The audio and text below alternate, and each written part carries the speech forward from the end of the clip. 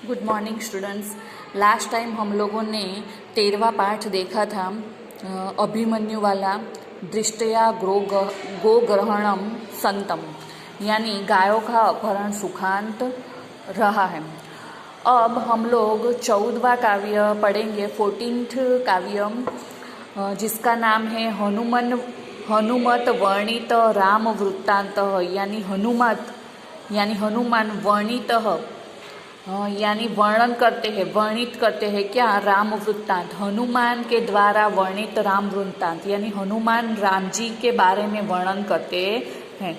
तो उस काव्य के बारे में हमें पढ़ना है। हनुमान जो है वो राम की एक संकेत यानी एक निशानी के रूप में राम जी की वीटी लेकर वो सीता जी के पास जाते हैं और उन्हें सीता जी को जाकर वो राम का संदेश सुनाते हैं। तो इस काव्य में राम कैसे है, कैसे वो वनवास गए थे, वनवास में जाकर, अरण्य में जाकर उन्होंने क्या क्या किया, तो इन सभी के बारे में बहुत अच्छे से श्लोक में वर्णन किया गया है। यहाँ पे हम लोग पहले प्रस्तावना पढ़ेंगे। संस्कृत साहित्य में वाल्मीकि आदि कवि हैं।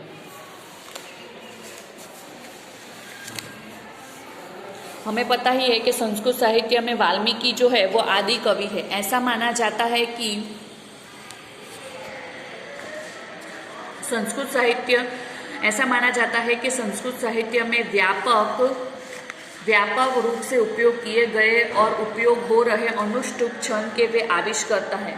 ऐसा भी माना जाता है कि महर्षि वाल्मीकि जो है वो अनुष्टुप छंद को ढूंढने वाले पहले कवि थे जिन्होंने अनुष्टुप छंद की रचना की। आदि कवि होने के कारण उनका रामायण संस्कृत का आदि काव्य और उसी तरह ऋषि होने के कारण आर्ष काव्य कहलाता है। हमें पता है कि रामायण को आदि काव्य कहा जाता है। क्यों? तो क्योंकि वाल्मीकि जो है वो आदि कवि माने जाते हैं, इसीलिए रामायण जो उनका बहुत अच्छा काव्य है, इसलिए उनके लिखित रामायण को आदि काव्य माना जाता है और उनके रचयिता कवि वाल्मीकि को आदि कवि कहा जाता है। उसी तरह से ऋषि होने के कारण आर्ष काव्य कहलाता है। रामायण काव्य दूसरे कौन से नाम से जाना जाता है? आर्ष काव्य उस नाम से भी जाना जाता है। रामायण में 7 कांड है, अंडरलाइन कर दो, ये हमें याद रखना है। रामायण में टोटल कितने कांड है? 7 कांड है। पहला कांड आदि कांड और अंतिम कांड उत्तर कांड है। कुल मिलाकर रामायण में लगभग 24,000 श्लोक हैं। इस कारण इसे चतुर्विंशति सहस्त्र संहिता भी कहते हैं। चतुर्विंशति सहस्त्र संहिता यानी 24,000 श्लोक होने के कारण इसे संस्कृत भाषा में चतुर्विंशति सहस्त्र संहिता के नाम से भी जानते हैं। प्राचीन काल में जब सभी ग्रंथ हाथ से लिखे जाते थे, तब रामायण नामक ग्रंथ भी अनेक लिपियों में हाथ से लिखा जाता रहा है। यानी प्राचीन पहले समय में तो पेन वगैरह कुछ था नहीं, तो सब लोग हाथ से ही सही में पेन डुबो के लिखते थे। तो इसी तरह रामायण जो लिखा था संस्कृत में, उसका दूसरी भी अनेक भाषाओं में उसका अनुवाद लिखा गया है। देश विदेश से ऐसे अनेक हस्तलिखित ग्रंथ एकत्रित करके उस पर से रामायण का एक शुद्ध सुंदर संस्करण प्राच्य विद्या मंदिर म.श. यूनिवर्सिटी वडोदरा में तैयार किया गया है। यानी म.श. यूनिवर्सिटी यानी महाराजी सयाजीराव गायकवाड़ यूनिवर्सिटी जो बड़ौदा में स्थित है, वहाँ पर उनका एक शुद्ध संस्करण तैयार किया गया है। किसका? रामायण का। रामायण के सुंदर कांड में से प्रस्तुत पद्य लिए गए हैं। हमारा जो ये काव्य है हनुमंत वर्णित राम वृत्तांत, वो काव्य रामायण के सुंदर कांड में से लिया गया है।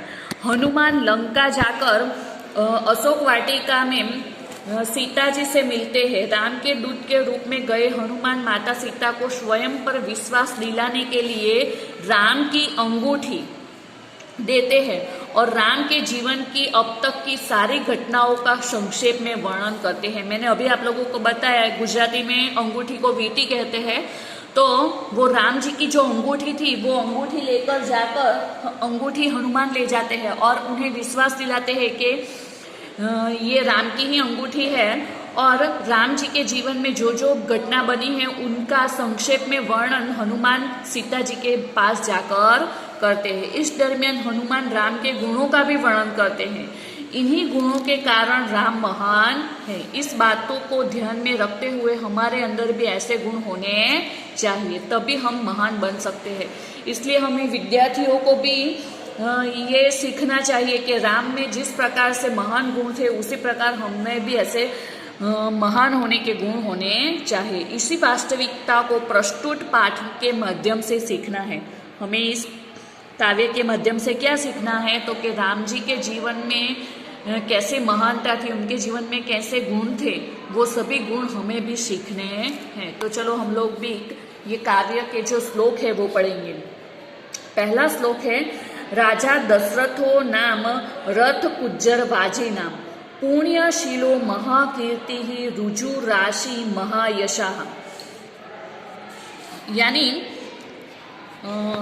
हनुमान जी जो है वो सीता माता के पास जाते हैं और राम के बारे में संक्षेप में वर्णन करते हैं। पहले तो क्या कहते हैं, दशरथो नाम यानी दशरथ नाम का राजा, यानी राजा दशरथ नाम का एक राजा था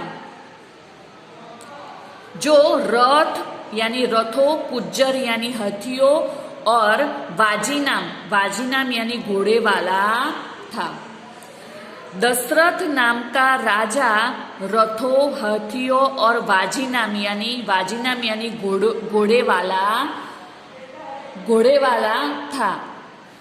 पुण्यशीलो यानी पुण्य करने के स्वभाव वाला। पुण्यशीलो का अर्थ क्या लेना है, पुण्य करने के स्वभाव वाला।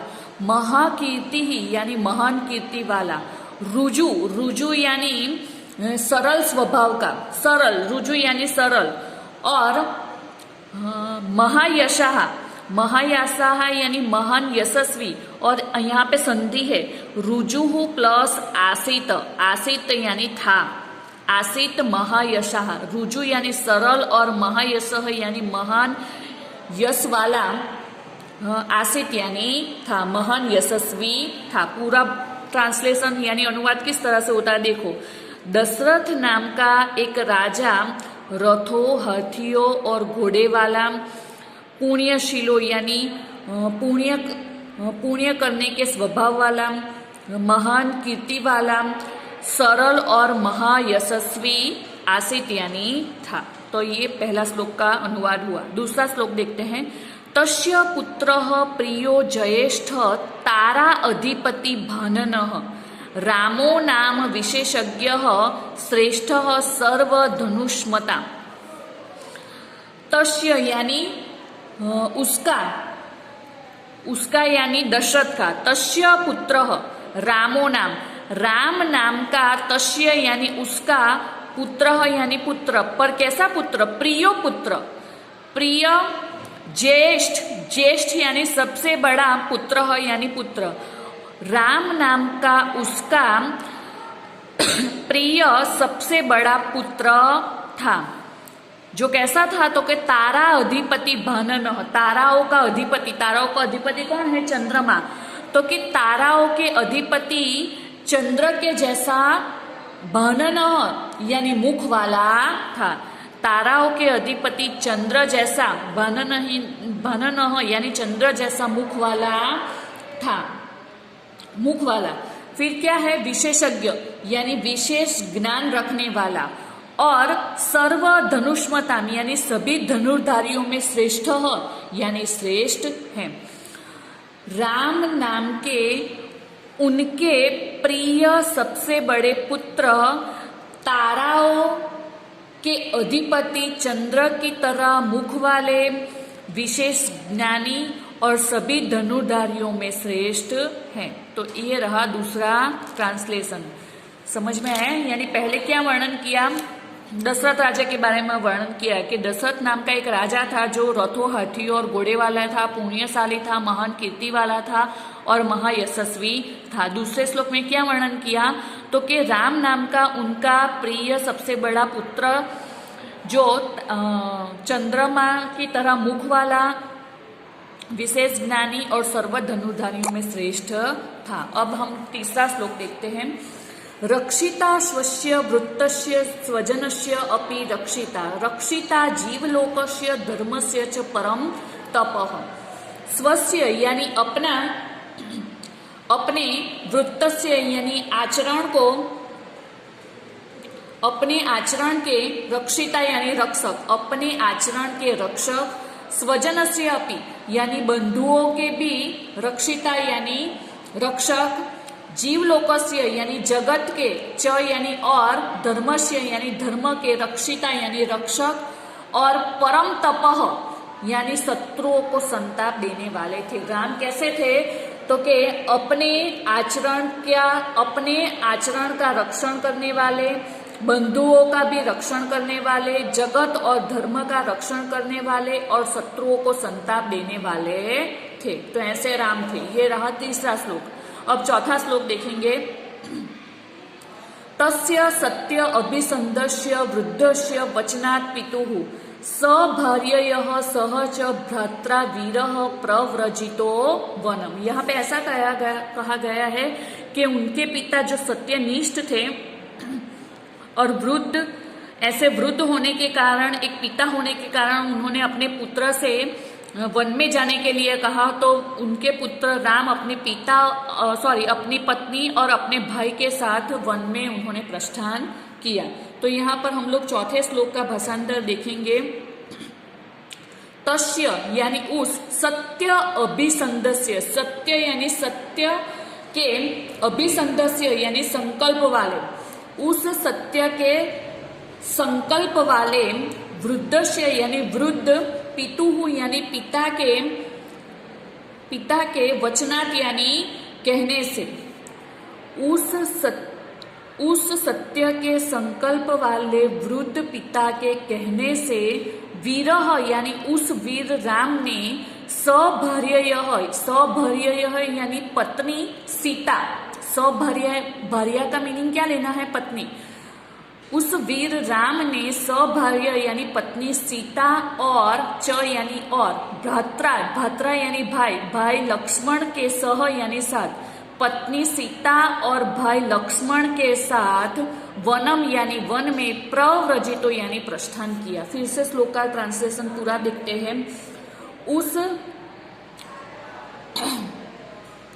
उस सत्य के संकल्प वाले वृद्ध पिता के कहने से उस वीर राम ने पत्नी सीता और भाई लक्ष्मण के साथ वन में प्रस्थान किया।